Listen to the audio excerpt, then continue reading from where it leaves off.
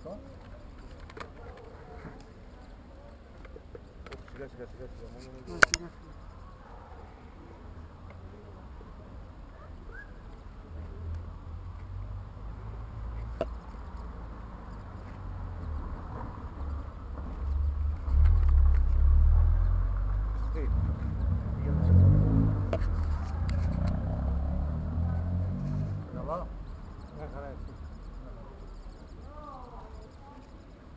Άστο, έχει το κατάλληλο εργαλείο μέσα, αλλά κάνει 8 ευρώ ρε μαλάκα. Πάλι θα χρεωθώ με τη μαλακία. Όχι ρε, περίμενε. Το κινητό που είναι ίσα για να μπαίνει το κινητό πάνω. Όχι. Γιατί εκείνο τι κάνει, εγώ σου είπα αυτό, είναι από κουτσάρικα το κινητό, κάνει το πενίτσα εδώ μέσα. Είναι έτσι, σαν το κάνει και το τέτοιο. Τι να κάνεις?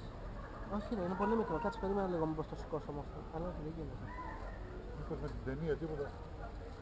Όχι, είναι πολύ μικρό Χριστό. Και επειδή τι θα πάθει ρε φίλε. Δεν κάνει να το πιέσεις. Παπέτη μήπως με την ταινία το πολύ στα πάνω.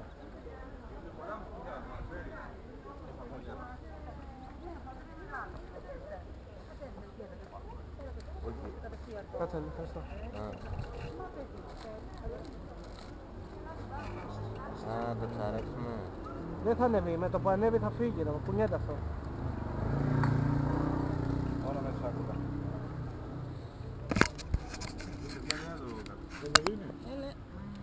Δεν υπάρχει περίπτωση.